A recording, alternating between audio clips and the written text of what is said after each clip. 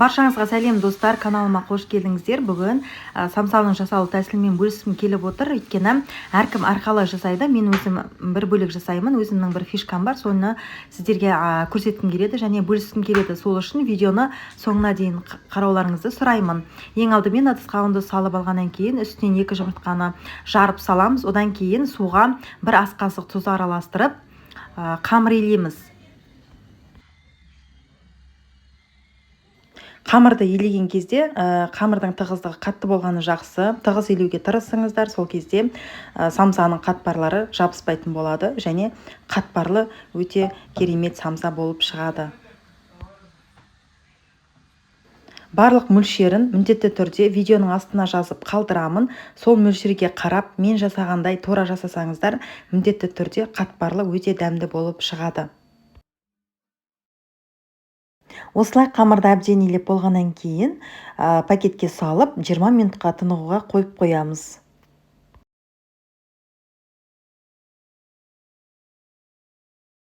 Келесі оттың үстіне майды ертетін боламын. Менде майдың пайызы 72%, сары майдың проценті неғұрлым көп болған сайын, соғұрлым самсаларыңыздың қамыры өте дәмді болып шығады.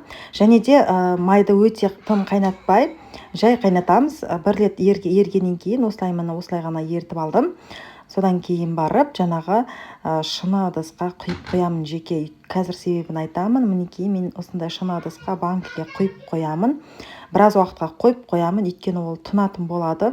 Алда көрсететін боламын.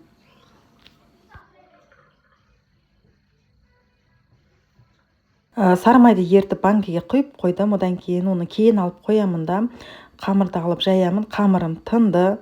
2 бөлікке теңдей етіп, оқтаудың көмегімен қамырды жаямын.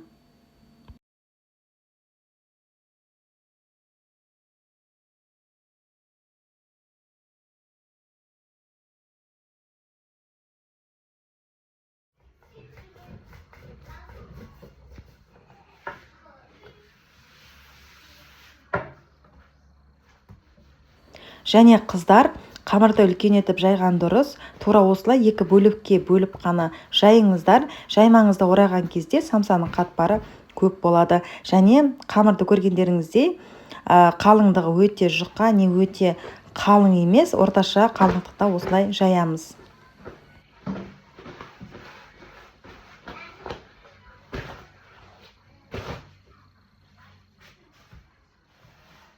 Және менің фишкам осы, сары майды көріп тұрсыздар, су астына тұнып тұр, көрініп тұр. Осылай шыны ыдысқа құйған кезде көрінеді. Оның бетіндегі майын ғана құйып, қамырдың бетіне жағамыз. Сол кезде май бетінде тез қатады. Ал егер де суын бөлмей құйсаңыз, қамырыңыз суланып қалады және қатпар шықпайды, және май қатпай қалады. Сол себепті осылай жасаңыздар.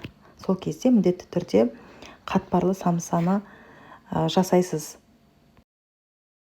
Осылай сары майды бетіне жағып алғаннан кейін бірден орамайсыз, бірнеше минутқа қойып қоясыз, май қатқанша күтесіз. Содан кейін барып майы қатады, содан кейін барып қамырды ораймыз. Міне менде екінші қамырдың майы, осылай майын ғана құйып жақтым.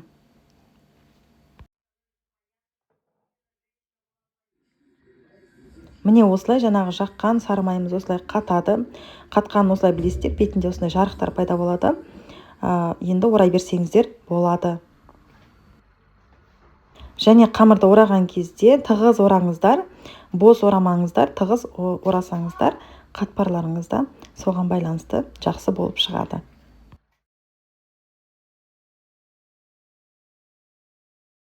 Мінекей осылай қамырды жақсылап ораймын, және бірден самса жасамаймын. Холодильникке 1 күнге немесе 1 түнге қойып қоямын. Сол кезде майы сіңеді, қатады, жақсы қатпар шығатын болады. Енді қамырдың бір шетінен ұстап, осылай шиыршықтап ораймыз.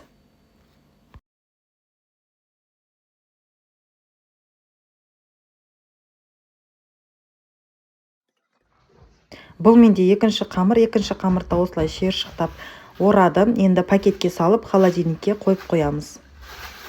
Және қамырды морозильникте сақтамаңыздар, холодильникте сақтаңыздар, 3 күн сақтауға болады. Енді салмасын дайындаймын. Екінші фишкам осы. Оттың үстінде табаға сұйық майды құйып ысытып алған соң, фарштың жартысын салып, бір рет қана қуырып аламын. Піскенше қуырмаймыз.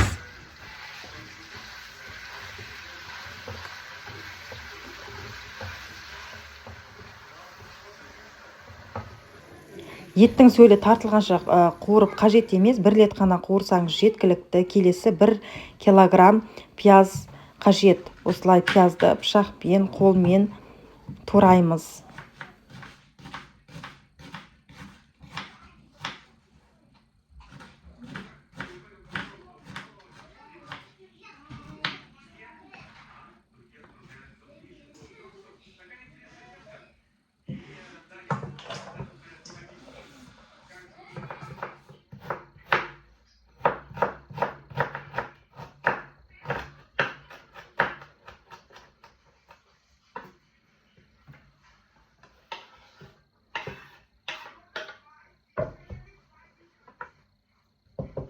Осылай пияздың барлығын турап алдым. Үстінен 1 ас қасық тұз салып, қолыммен аздап еземін. Осылай араластырамын. Сол кезде пияздың шырыны бөлінетін болады және самсаңыздың салмасы шырынды болатын болады. Сол үшін осылай қолмен араластырып алдым.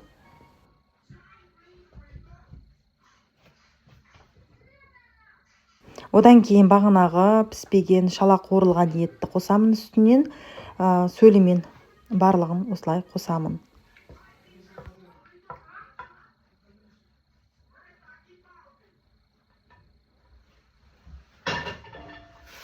Одан кейін фарштың өзін қосамын, бағанағы жарты фаршты қосамын үстінен. Осылай жасасаңыздар, сол кезде фарш жабыспайтын болады және рассыпчатый болады. Менде фарштың құрамында фарштың өзі майы бар. Егерде фаршта май болмаса, сұйық май аздап қосуға болады. Енді фарштың үстінен осылай дәміне қарай қара бұрыш қосамын және зира қосуға болады. Менде зира болған жоқ. Негізі қосып жасаңыздар, сол кезде самсаның дәмі ерекше болып тұрады. Осылай қара бұрышты қосып алғаннан кейін қолымызбен тағы да 1 рет жақсылап араластырып аламыз.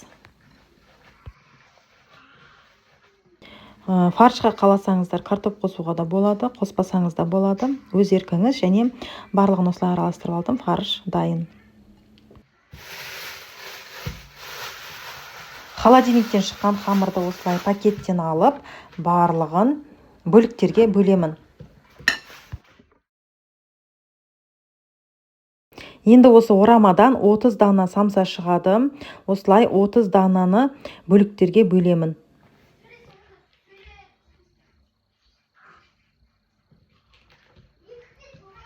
Барлығын осылай бөліктерге бөліп алғаннан кейін, енді қолымызбен басып, дөңгелек етіп жасаймын.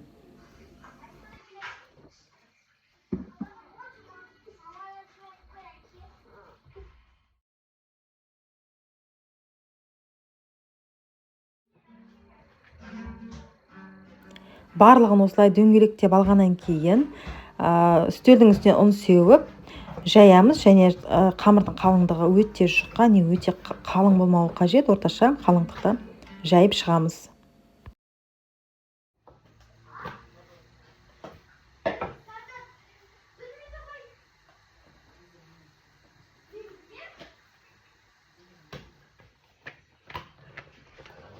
Қамырдың барлығын осылай күршелеп жайып алдым. Енді үстінен бағанағы дайын салмамызды салып түйемін.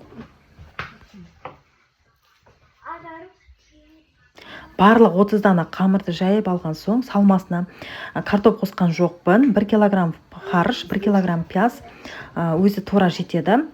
Фаршы да мол, әрі дәмді болады, және сатылымға шығарсаңыз болады. Осылай барлық фаршты салып болғаннан кейін үшбұрыштап осылай түйемін. Осы кезде қамырды осылай түйген кезде қамырыңыздың қалың болғаны жақсы, және қатты болғаны жақсы. Сол кезде жақсы жабысып, жақсы ұстайтын болады. Егер де қамырыңыз жұқа немесе жұмсақ болатын болса, қамыр жыртылып, дұрыс жабыспай қалады.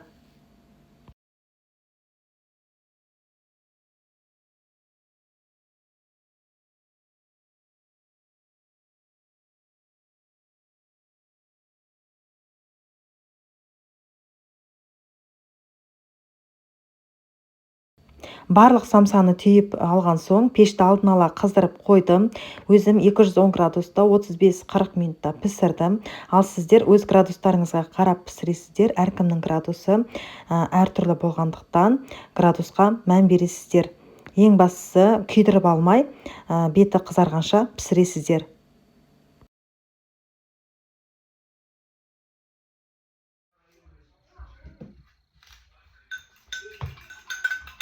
2 жұмыртқаны осылай ыдысқа салып, жақсылап араластырып алғаннан кейін бетіне самсаны осылай жағып шығамыз. Қаласаңыздар бетіне күнжот немесе мак сеуіп пісірсеңіздер болады. Мен өзім сепкен жоқпын. Осылай жұмыртқаны жағып пісірдім.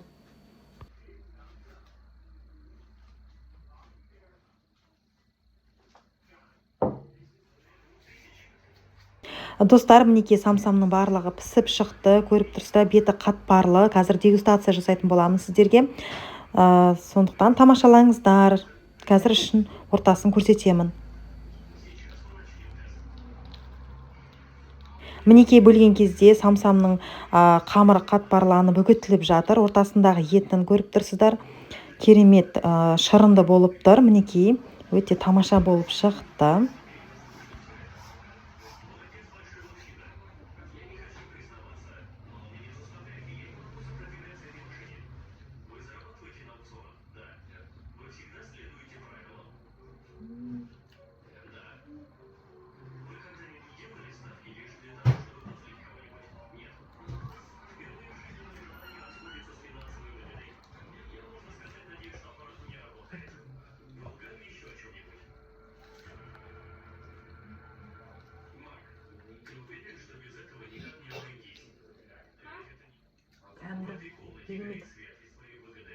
Дәм енді өте керемет.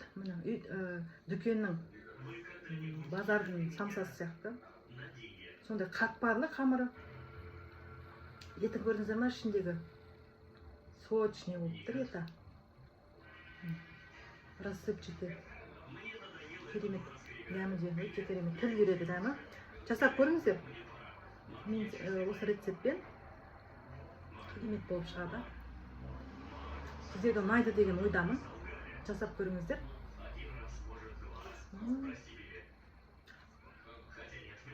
Жеген кезде ауызда қытырлайды. Қамыры енді қатпарлы. Керемет болып шыққан. Күшті.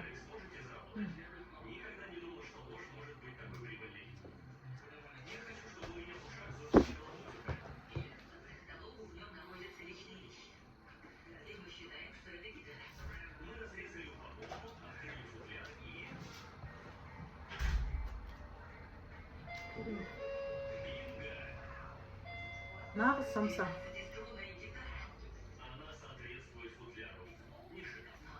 Жасап көріңіздер. Астарыңыз дәмді болсын. Менің каналыма тіркеліп қойыңыздар, лайк басыңыздар. Осы рецепт ұнаған болса, маған тіркеліп міндетті түрде лайк басып, комментарий жазып қойыңыздар. Алда тағы да рецепттермен бөлісетін боламын. Видеоны соңына дейін қарағандарыңызға рахмет. Сау болыңыздар.